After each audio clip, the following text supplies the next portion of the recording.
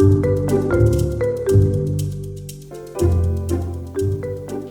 you doing there, bud? So I saw this exercise on social media for ankle sprains. Don't believe everything you see on social media. Give me less than 10 minutes of your time and I'm going to show you how to pick the right exercises after an ankle sprain.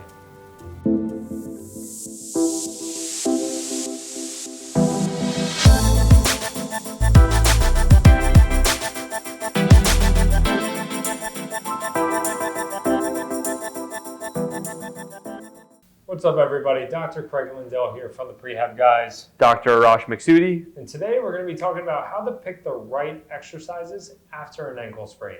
Before we dive into the exercises, let's acknowledge and define what your typical lateral ankle sprain is. So Arash here has got this bare, skinny, white foot for us today. Great model. Your typical lateral ankle sprain is going to be the anterior talofibular ligament.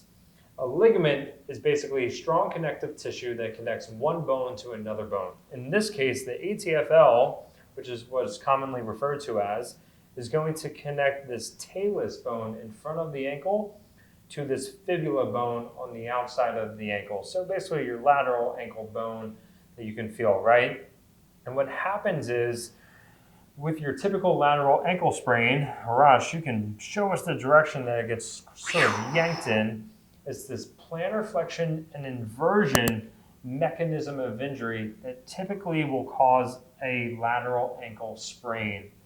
So if you've ever had a lateral ankle sprain, you've looked it up, you've seen the doctor, or you got like imaging done, maybe you heard you had a grade 1 or a grade 3.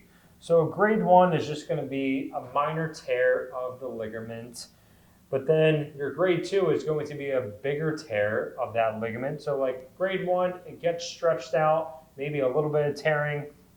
Grade 2, a bigger stretch, bigger tears, but not fully torn. But then you have your grade 3, and that's going to be either a complete disruption, a pure rupture of the ligament, and then there's lack of stability at that joint now.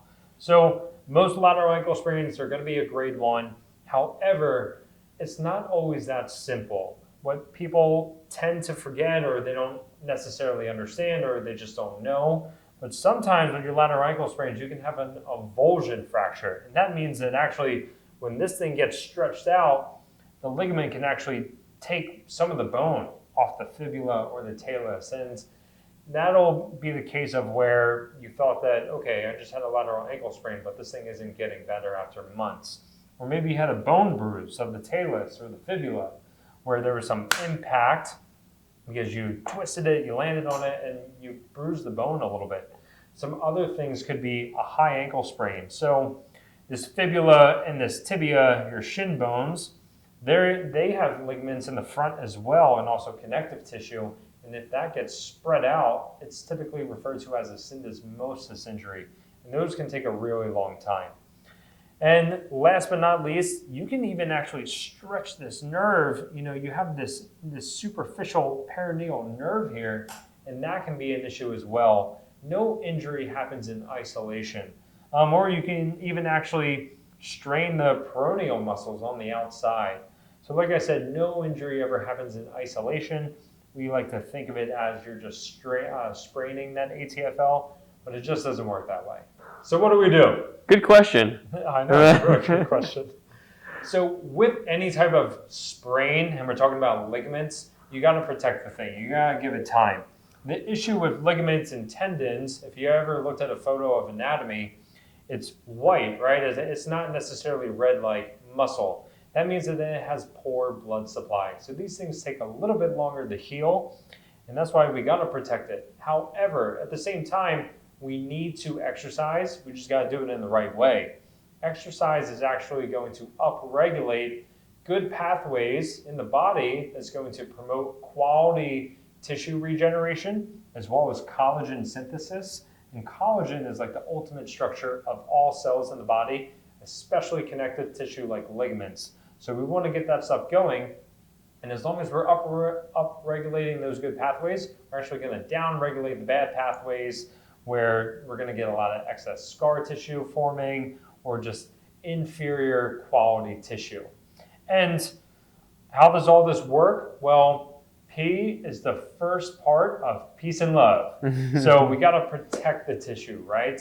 And then after P, we have E. E is for elevation. So if you just tweaked your ankle, it's starting to swell up, you want to get that bad boy elevated. That was good timing there. You want to get it elevated above your heart because just the way gravity works and the way that the vascular system works is going to help minimize the amount of swelling. After E, we have A. A is all about avoiding anti-inflammatories as well as avoiding icing. Now, we've all grown up and we've all been told ice an injury right after it happens, and we still want to do that sometimes because that's going to help with dealing with the pain as well as that can help with limiting secondary tissue damage. But basically after the first 48, 72 hours, the only real benefit of ice is that you're going to help decrease the amount of pain that you're dealing with. However, if you're doing too much anti-inflammatories, too much icing, you can actually screw up the tissue healing process. After A, we have C, compression. You want to squeeze this bad boy, not just like this, but actually get a little ankle brace or wrap it up and combine that with elevation. Compression has a ton of evidence to support it with decreasing swelling. That's the real game changer when it comes to decreasing swelling compared to icing. And the finish off piece after C is going to be E. And E is for education. And that's what you're doing right now. You're hanging out with us and you're getting educated on how to take care of this thing. Basically, we gotta get into what should you do, what should you not do, and that's what the rest of the video is for. Let's go to love, right? So L, we gotta load it. And we're gonna talk about that. Load and exercise, they go together. So we'll save that for a bit. And then O is for optimism. So, hey Arash, sprained your ankle, you're Ouch. screwed. There's nothing that you can do. You're done here. I'm not working out again. That's not the way to think about it. Don't go searching and trying to diagnose yourself or start freaking out because you can't do anything. You have to be optimistic. Look at it as good thing you didn't break a bone, good thing that nothing else happened. It could always be worse. V is about vascularization, and that means we want to do aerobic exercise. So if Arash sprained his ankle hiking or running, well, we're going to hold off from those things, but that doesn't mean that he can't bike. That doesn't mean that he can't swim. Doesn't mean he can't go for a walk on a safe, flat surface. Yeah. You know, don't screw yourself up again hiking. I'll try not to. Yeah, try not to. So we'll talk about some of those options as well. And then last but not least is E, and it's more exercise. We'll double check the last E in the piece and the last E in the love, but I'm pretty sure it's all about just more exercise. All right, now let's dive into what exercise and load should you be doing. All right, so we just finished up with peace and love. Give us some love. Give this video a thumbs up. Give this stinky foot a thumbs up. I gotta be dealing with this stinky foot. No, it's actually not too bad. All right, let's talk about the exercise and the load, right? So before we really dive into loading things up, let's just get this thing moving. So Arash, just gas pedals. You can't go wrong with doing gas pedals even right after this happens. And while you're dealing with it, while it's stiff, while it's swollen, actually doing gas pedals like this is getting the muscle pump going. It's like squeezing a sponge, wringing it out, and then letting it absorb and doing it again. That's going to help with swelling. You can actually do this elevated. If you get tired of gas pedals or you can't drive yet, well, you know your ABCs. Arash, just draw the ABCs. You can do lowercase, you can do uppercase, and you're just moving within your tolerance, right? So maybe this position isn't going to feel great. Yeah. So just move within your tolerance, right? We're still protecting the tissue like I spoke about earlier, but we do need to eventually get that motion back. It's just when and how far. So the first thing that we're going to start with is range of motion. After that, now we talked about the exercise, the range of motion. Let's get into the loading. So Arash, let's do some just isometrics. What I mean by isometrics is we're going to work all the muscles in the calf, the ones on the front, the sides, and the back, but his ankle isn't going to be moving. So Arash, keep your foot there, just don't let me move your foot. So we're working the muscles on the front of the shin. If I go this way, we're working the muscles on the outside. Those ones are super important because, right, like your foot relaxed, these probably got stretched, right? So if these muscles do this motion, they probably got stretched with that ankle sprain. So we got to retrain them.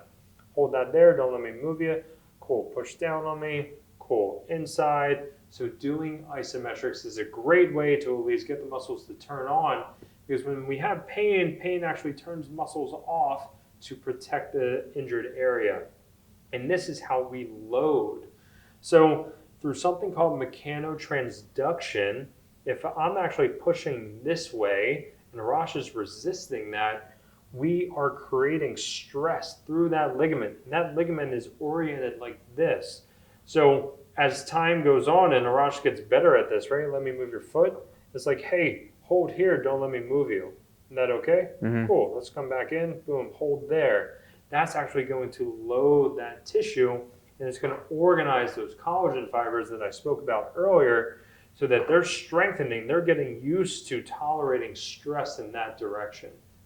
Now, let's talk about what do I do after that? I'm able to move around. Okay, well, let's have you stand up, Arash.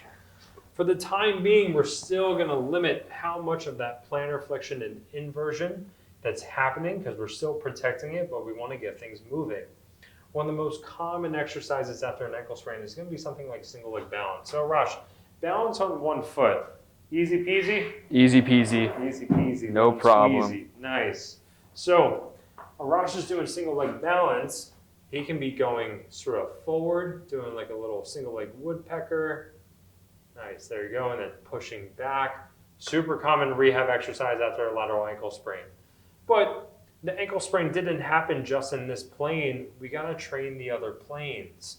Well, if I wanna work transverse, what direction should I go to first? Arash, rotate towards me, and then just go back to looking forward. Let's have the camera actually focus in on his foot. That was a bad rep. That isn't what's supposed to happen. It's hard. This is hard. When we go in, just the way that Arash's body is moving, that's influencing his arch to lower a bit. Now, what if you were to rotate the other way, Arash?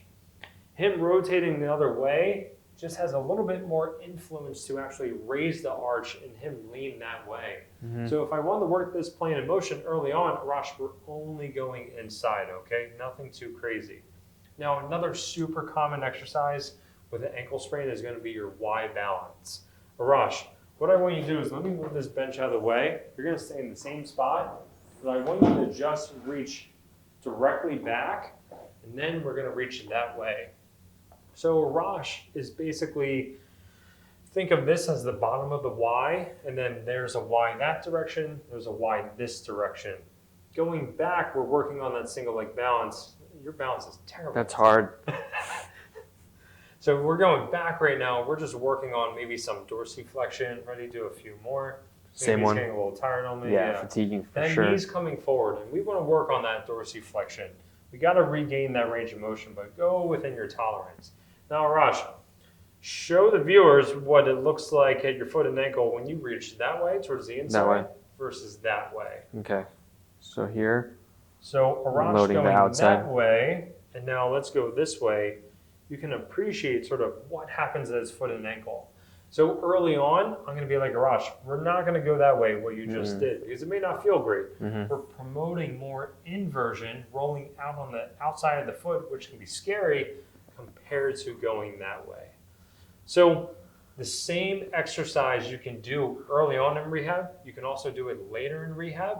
It's just very small micro progressions and modifications that can play a huge role in regards to what happens with that rehab. What would you suggest? How does it feel for you when you actually go towards the inside versus outside? Yeah. Well, I was pretty fatigued. I would recommend taking rest breaks in between. But yeah, inside definitely is going to load more of the inner part of my foot, and so therefore let stress off of the outside versus reaching this way. I'm going to have to stress the outside portion a little bit more. So now, phase 1 rehab, right? Let's move on to phase 2 rehab. You want to, Arash is strapping young gentleman who wants to get back in the gym. He wants to get back to his weightlifting exercises. Arash, let's do a lateral lunge and just be facing the camera. Spread your feet wide, and I want you to go side to side. So Arash right now, this is a lateral lunge. You wouldn't necessarily think of what's happening at the ankle, but watch what's happening at the ankle. If Arash sprained his right ankle and he wanted to get back to lateral lunging, which direction do you think that we'd want you going?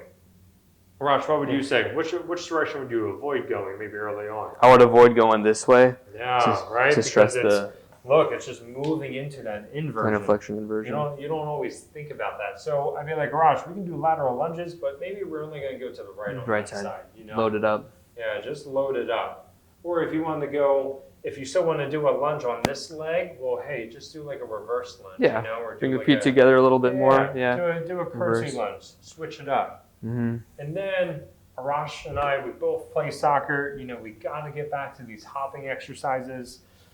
We got to work single leg hopping, right? So maybe we would start in place, but we got to move laterally. So Arash, early on, I'd probably start with a medial hop versus a lateral hop. And let's watch him do it a little bit. So hopping medially, awesome. Now hop. You can do one more time. Perfect. Now what if you stay there and you hop laterally? Whoa there, you almost sprained it again. Challenging. So coming medially is the same thing. All your weight is coming towards the inside. So your arch is more likely to collapse compared to going outside. You're just having to decelerate this motion where all of your momentum is going this way and it's more likely to roll, right? Yeah, definitely. But then end stage rehab for this, for a soccer player, it's like go right in the You gotta challenge it. Yeah, let's challenge it. All right, let's challenge it a little bit more. You gotta show off Better the camera. control here. Oh. Oh boy. There we go. Now let's do side to side. Boom, boom. So now Arash is powerfully pushing off that leg and then slowing himself down and going right into the opposite direction. Awesome. There you go, he did it. So, simple ways to just progress rehab for an ankle sprain, and it's just these small little changes that can totally put a stop to the program and put you at a plateau and wonder why is the person not getting better, whereas if you pick the right exercises at the right time, you're smooth sailing. All right, everyone, that's a wrap. I hope you learned a few things about this, definitely what to do, what not to be doing. More importantly, how good and how bad Arash's single leg balance is. I need help. Did you recently sprain your ankle? Tell us about it. How did it happen? You know, share with us. We want to know how do these things happen, because the more that we know, the more that we can tell you. So drop it in a comment there. Give us a thumbs up. If you play sports, if you play soccer, check out this other video that I made on how to prevent, at least try to mitigate the risk of other soccer injuries. So until next time, we're signing out. Arash, take care of that balance. I'm gonna work on it right now. Sloppy.